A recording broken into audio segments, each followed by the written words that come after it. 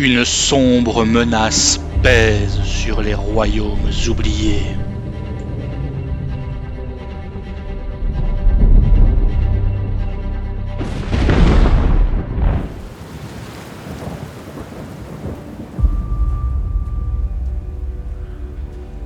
Cette histoire commence avec une ombre dans la nuit, et avec elle, des enfants.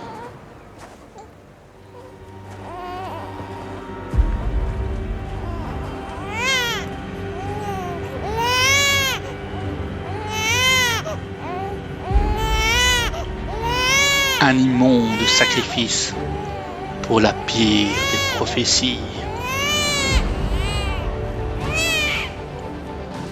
Un rite interdit qui changera à jamais la surface du monde.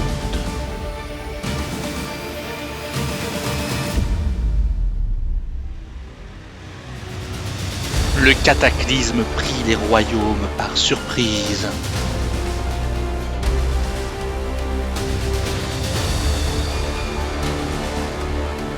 Mais dans la poussière et dans les flammes, une sombre énergie fut libérée,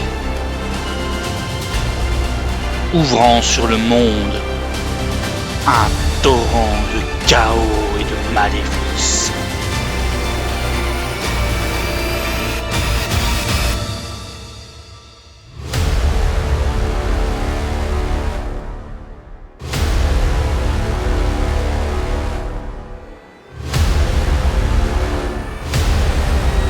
Et dans les flammes, ils érigèrent leur bastion.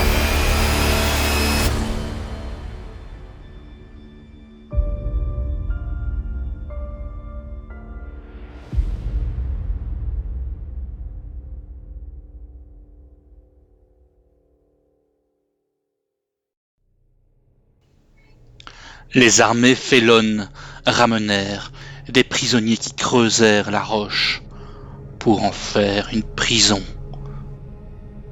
Au prix du sang, de la sueur et des larmes, les héros se rencontrèrent en creusant leur propre fosse. Ils partageaient leurs cellules avec d'étranges personnages, des vieillards encapuchonnés. Il y avait aussi cette jolie herboriste et ce féral qui ne tarda pas à devenir geôlier.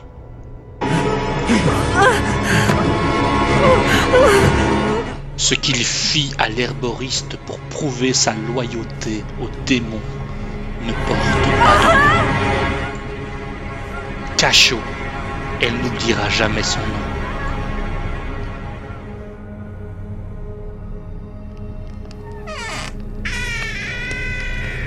Dans la noirceur du château, les prisonniers furent torturés.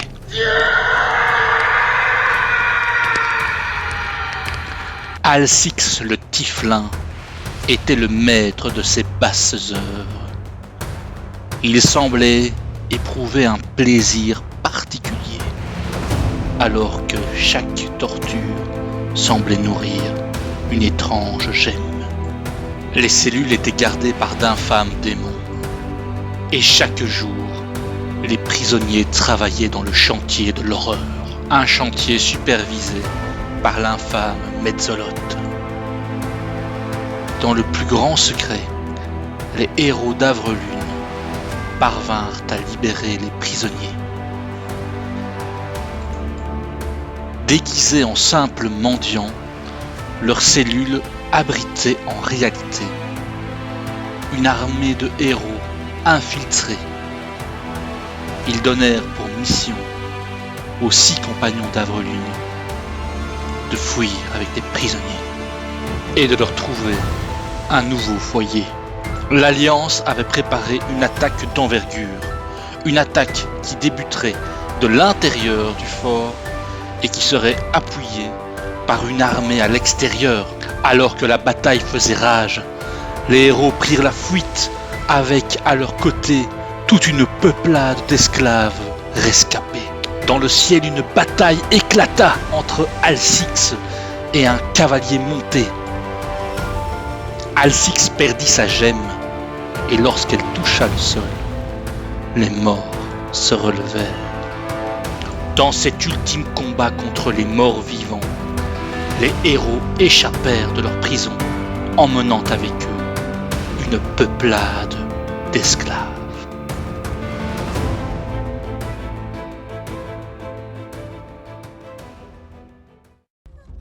La horde de fouillards et de prisonniers quitta Avrelune.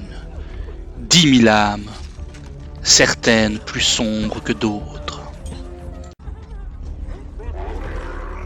Parmi les rescapés, nos héros trouvèrent de vaillants guerriers qui se rassemblèrent en régiments et en escouades. Les héros guidèrent les survivants à travers un champ de ruines. Des ruines, c'est tout ce qu'il restait des royaumes. Quand soudain, un bruit attira leur attention. Une horde du chaos. Le régiment diabolique ramenait à la prison une nouvelle volée de prisonniers. Pour que les héros s'en sortent, il n'y avait pas d'alternative. Il faudrait se battre. Les monstres étaient emmenés par un prince démon et la bataille fut terrible.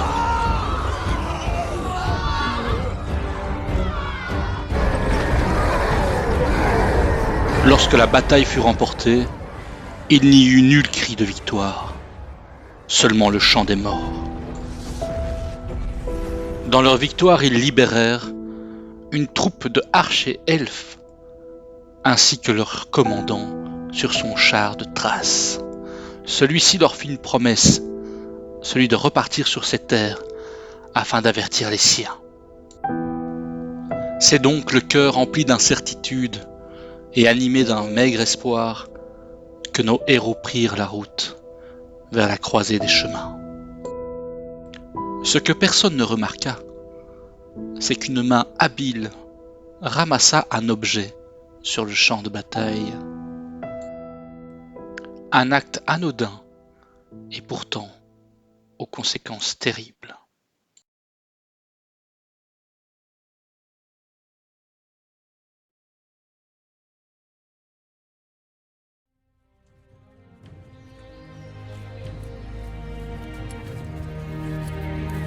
Ils marchèrent longtemps à travers la brume afin de trouver ce campement, base d'invasion pour les forces de l'Alliance, alliant les nains, les elfes, les humains et toute autre créature du peuple libre qui s'était dressée pour combattre les forces du chaos.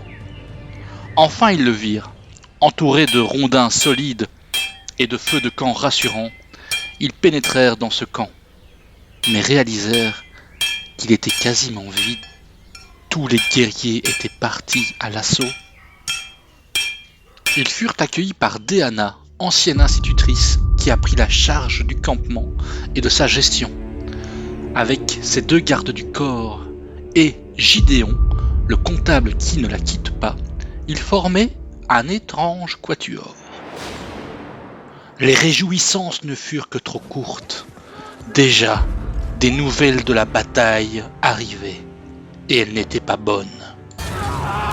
Ce fut un massacre, une véritable boucherie, et des 2 camps, il ne restait rien. La plus grande armée de l'Alliance fut détruite, et entraîna dans sa chute l'armée du chaos.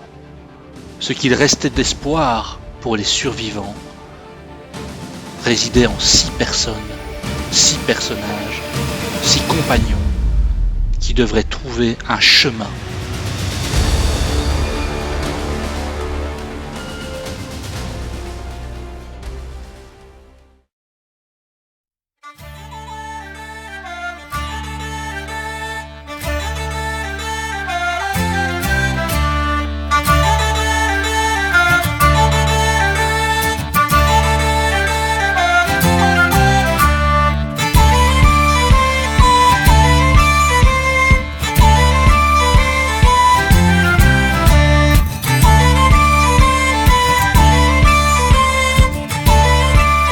Approchez, approchez, jeunes nobliaux, jeunes damoiseaux, et venez écouter l'aventure, la mélopée, l'épopée incroyable de nos héros d'Avrelure. Et laissez-moi commencer avec un des personnages les plus hauts en couleur, j'ai nommé Ferdinand Singler.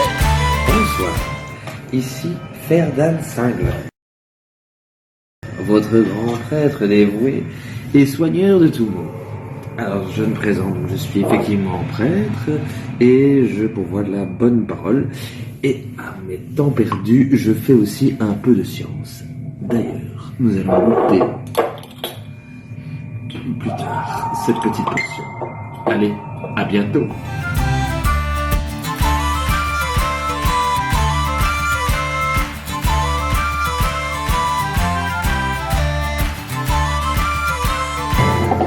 Salut à toi, je m'appelle Jo Lance Pavre. Écoute, je donne un petit coup de main pour aider la ville, dans les ressources. Tu veux savoir mon métier? Écoute, je peux pas trop te parler si tu veux des affaires discrètes, mais je suis fort pour ça, je peux t'aider. Allez, je te laisse, j'ai que ça à faire, saute.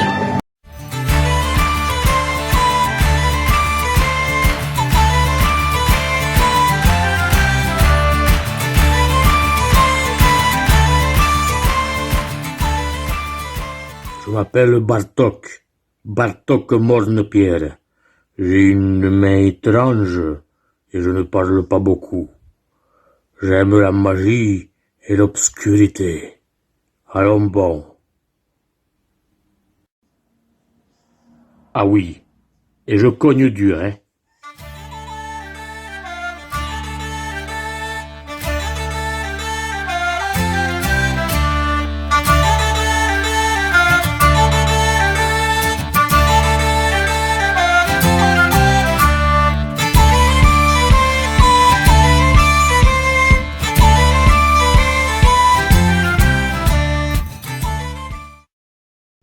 Les aventuriers partirent à la recherche d'un nouveau foyer.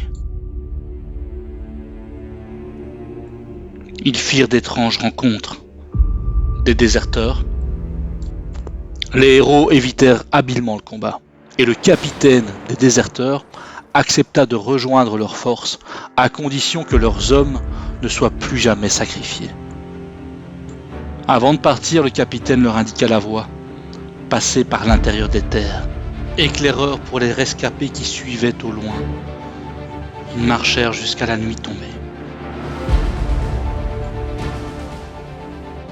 Enfin, la ville se dessina.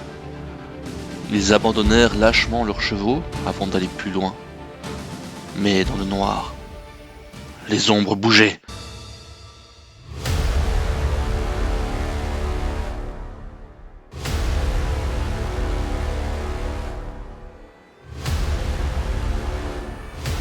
Et dans l'obscurité, ils affrontèrent Alcix et ses chiens.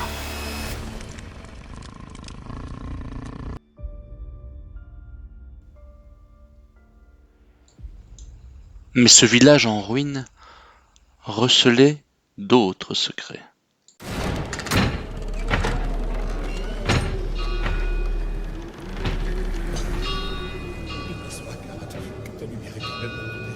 Sagesse divine me guide, quand les ténèbres m'appellent, guide mon âme vers la lumière sacrée. Béni soit Karat, que ta lumière éternelle me protège, que ta sagesse divine me guide. Silence! Quand les ténèbres m'appellent... Hé! La ferme! Dans ce temple en ruine, il y avait une fosse, un trou, une cachette. Et dans les profondeurs de cette cachette, ils ramassèrent 3 artefacts.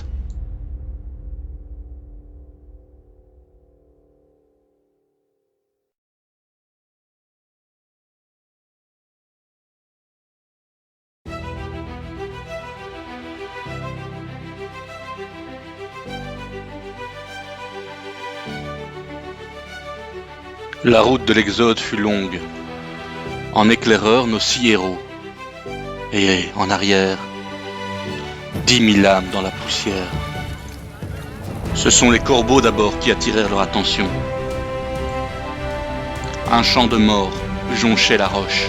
Les héros évitèrent le piège de la perdition et Zarkhan trouva un tromblon bien particulier. Ils affrontèrent leur première créature mythique, une chimère. Une grenade explosa inopinément et pour Naev, ce fut un bain de sang. Ensuite, il y eut les géants. Et pour Ferdan Singler, ce fut aussi un bain de sang. Mais qu'est-ce qu'il faut? Mais qu'est-ce qu'il faut? Le pire, c'est qu'ils n'en restèrent pas là. Ils décidèrent d'aller visiter un petit village de géants.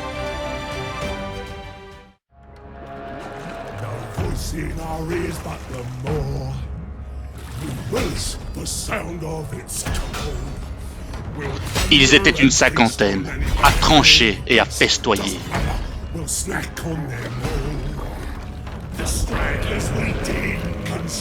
Ils se nourrissaient des cadavres, des champs de bataille avoisinants, et ramenaient tout ce qu'ils pouvaient trouver comme armes, munitions, tonneaux de bière et autres cochonneries.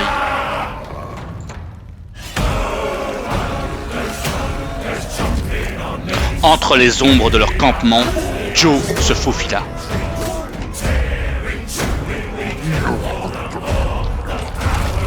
Et au milieu, au centre, au cœur de la ripaille, elle le trouva. Le roi Gargan aux pieds jonchés de trésors. Elle fouilla aux pieds du géant endormi et ramena une selle et une lance magique. Ce qu'ils ne savaient pas, c'est que leur exode touchait enfin à sa fin. Ils trouvèrent l'endroit, un plateau surélevé, protégé naturellement. Mais pour y parvenir, il faudrait se battre.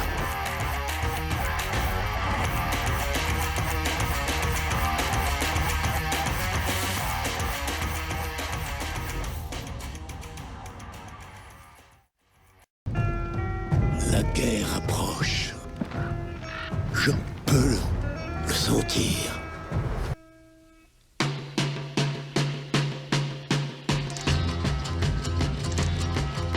Leur nouveau foyer était gardé par un campement gobelin.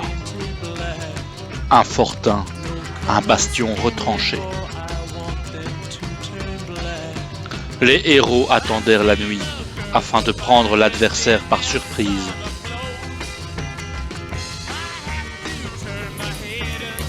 Au coin du feu, ils préparèrent leur assaut.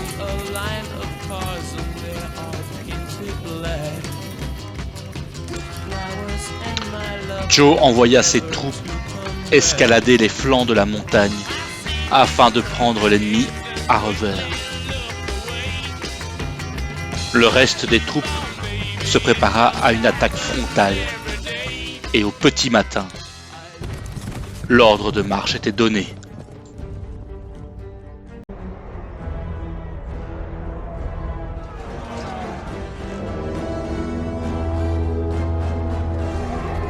Je suis Zarkhan, le roi de la poudre.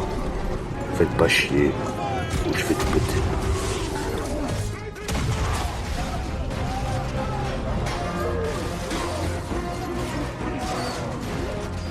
Le combat fut terrible, les pertes immenses, et le régiment qui paya le plus lourd tribut étaient ces déserteurs qui venaient de rejoindre le clan. Les héros remportèrent la victoire, oui, mais dans le combat, le chef Skragoth, le roi des gobelins, prit la fuite. Il utilisa un portail pour fuir, mais jura de revenir. Le combat ne fait que commencer.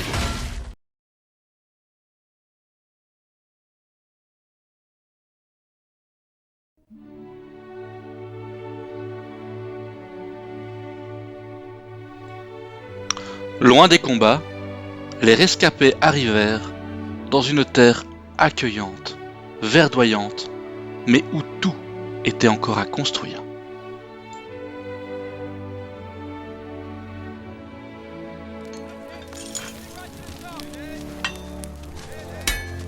Les hommes ne rechignèrent pas à la tâche. Non, non, ils avaient tous à cœur de construire un nouveau foyer et déjà, certaines habitudes revenaient comme si elles n'avaient jamais disparu. Leur campement était entouré d'anciens champs encore cultivés. Il y avait également au loin une épaisse forêt et même une mine d'où ils pourraient tirer leurs minerais. Tout semblait parfait. Jusqu'au jour où un soir, une étrange rumeur circula.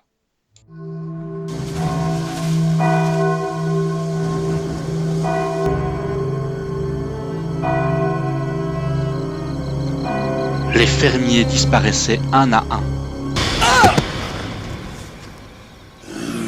Les héros nettoyèrent rapidement cette menace. Mais lorsqu'ils rentrèrent au campement, une autre surprise les attendait. Ils furent invités par Ariana, l'herboriste, à prendre un thé dans sa tente. Leur gorge s'en rappelle encore. Elle étripa Cachot, celui qui l'avait violée dans la prison d'Avrelune, et assassina aussi tous les héros qui ne lui avaient pas rendu justice. Okrim en réchappa de manière inexpliquée, et lorsqu'il sauva ses amis, il était trop tard. Ariana, l'herboriste, avait déjà pris la fuite.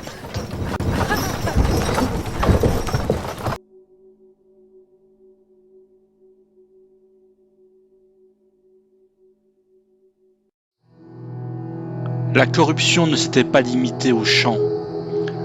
Elle s'était étendue dans la forêt. Un mal semblait agiter les arbres. Nos héros, tous marqués par une cicatrice sur la gorge, s'élancèrent à l'assaut de cette forêt mystérieuse et corrompue. Ils eurent pour comité d'accueil des habitants hostiles, et rapidement, un assaut éclata.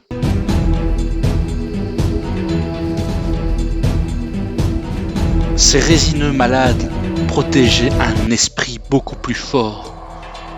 Le mal régnait dans sa sève. Les héros parvinrent à le terrasser.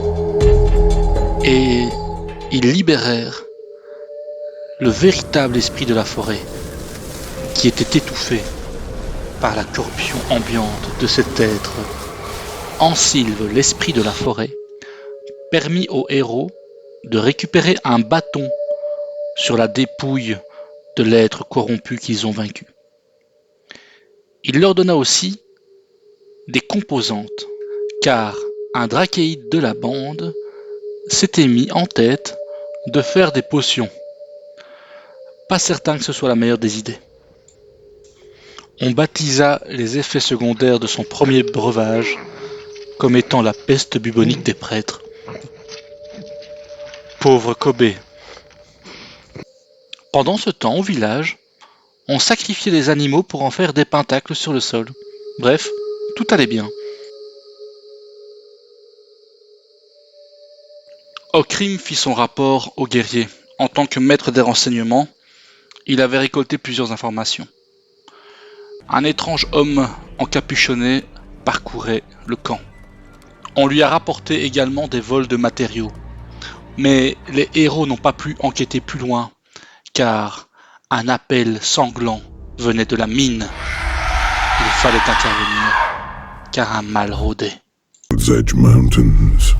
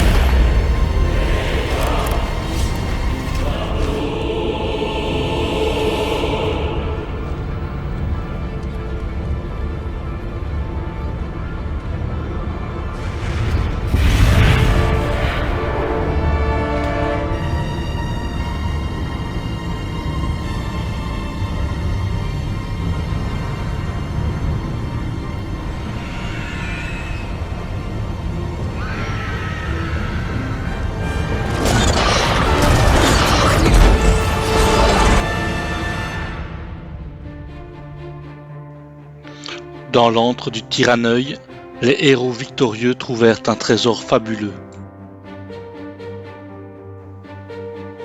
Une carte venue d'un autre monde. Un bateau pliable et magique, pas plus grand qu'un coffret. Ils fidélisèrent d'Exorn. Débarrassés du Tyranneuil, ils promirent de creuser pour les héros. Ils trouvèrent une multitude d'objets, autant d'équipements nécessaires pour la suite de l'aventure.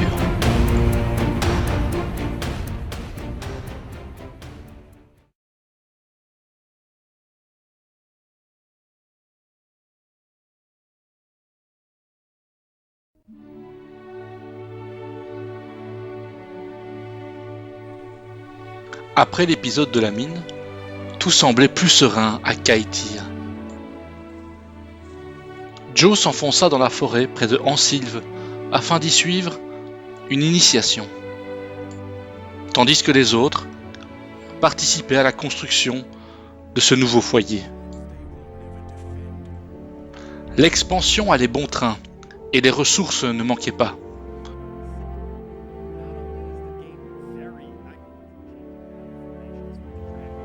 Tout semblait parfait. Même Ferdan Singler réalisa des potions qui, cette fois-ci, eut un effet bénéfique sur celui qui les buvait. L'avenir était rempli de promesses, mais une ombre planait toujours sur le village. Une magie du sang opérait, et cet homme à la capuche rôdait toujours dans les environs.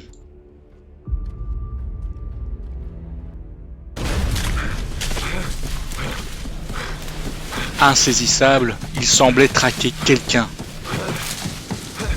Il avait pris pour cible Okrim.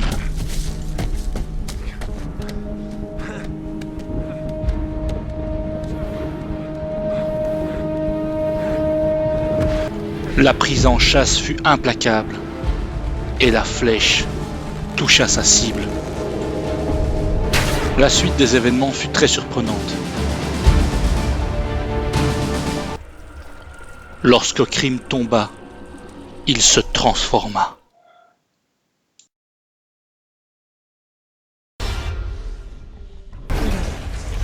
Okrim était possédé par un démon, un glabre Dzu, que les héros défirent dans les flammes et dans le sang.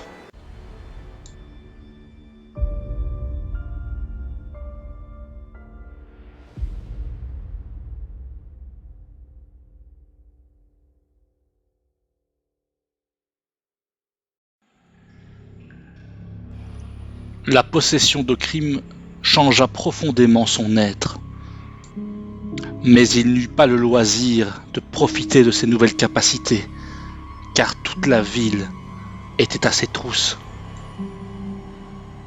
Deanna promit un procès juste, elle était confiante. Mais dans les recoins de Kaïtir, les âmes sombres fomentaient. Ils voulaient sa tête. Le procès eut lieu dès le lendemain, mais il ne s'agissait pas d'une discussion calme. Les gens voulaient le bûcher. Okrim était prêt pour brûler. Mais tous les compagnons d'Okrim s'interposèrent, liant à jamais une amitié indéfectible. Ce fut Ilg, le chef des flagellants, qui prit la barre contre l'accusé. Pour la défense, ce fut Naëv. Justice rédemptive pour Okrim. Le procès fut terrible, les plaidoiries acharnées. Le démon qui le possédait est mort. Et après une longue délibération, le verdict tomba. Okrim fut libéré. Les héros fouillèrent la ville afin de retrouver ce mystérieux être encapuchonné, celui-là même qui avait abattu Okrim et mis à jour le démon qui se cachait en lui. Cet elfe était un vagabond et sa prochaine route le menait vers Waterdeep. Naëv bondit sur l'occasion, car une apparition astrale lui souffla qu'un manuscrit se cachait sous les catacombes de Waterdeep, un manuscrit de la plus haute importance. Point de repos pour les héros de Kaïtir. Il faudrait reprendre la route, la reprendre vers une destination inconnue.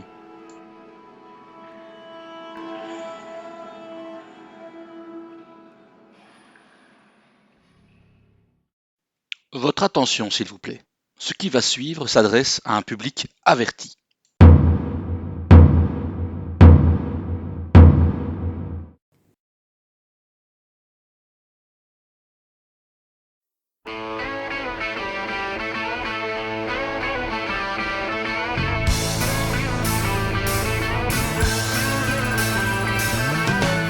No one told you life was gonna be this way. Your job's a joke, you broke. Your love life's the away. It's like you're always stuck in second gear. When it hasn't been your day, your week, your month, or even your year. But I'll be there for you when the rain starts to fall. I'll be there for you like I've been there before. I'll be there for you 'cause you're there for me too. You're still in bed at 10 and work again at 8. You burned your breakfast so far, things are going great. Your mother warned you there'd be days like these, but she didn't tell you when the world was brought you down to your knees. That I'll be there for you when the rain starts to fall. I'll be there for you like I've been there before. I'll be there for you 'cause you're there for me too.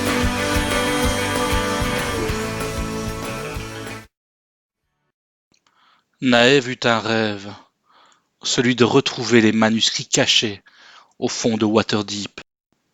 Pour y parvenir, il faudrait quitter Kaïtir, abandonner ses remparts, abandonner son foyer, pour suivre une ombre sous une capuche.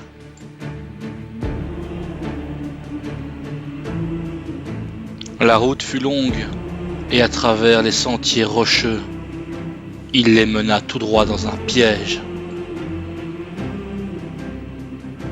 Il les mena tout droit vers Skragoth et son armée.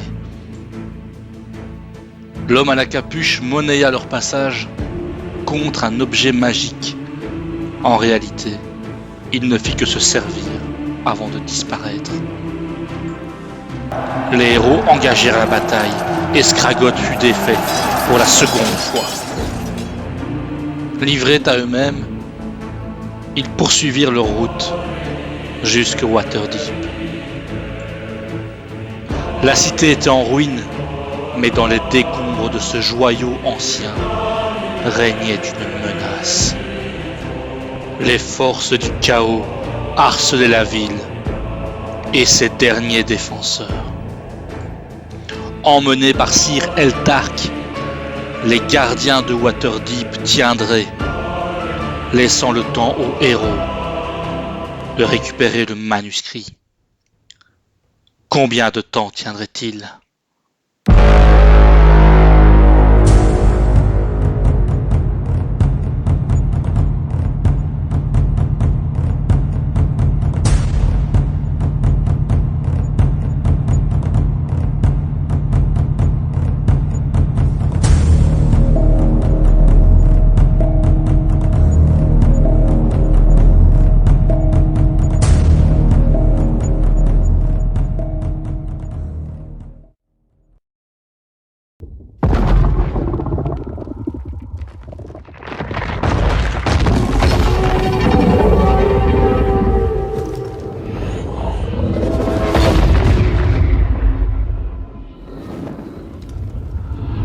Les elfes noirs furent les premiers.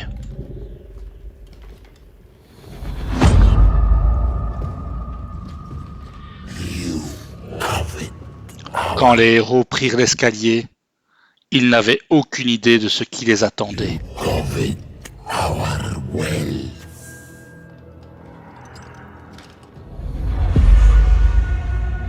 Your empires fall while we endure.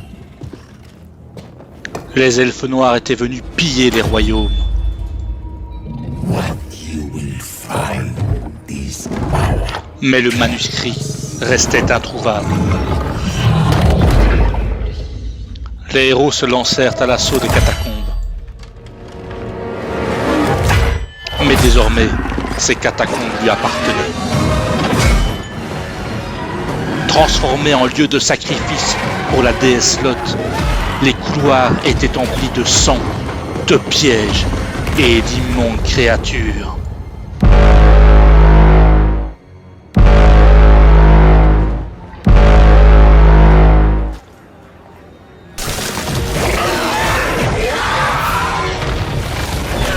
Le combat fut épique.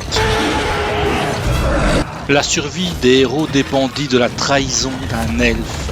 Rébellion contre sa propre mère. Les elfes se déversaient sur le royaume. Ils étaient partout. Ils domptaient les créatures afin de grossir leur rang et d'assurer leur conquête. Mais c'était sans compter sur l'intervention des héros. Et dans un affrontement final, la matrone tomba. Ce sont des ossements humains, on va traverser ça?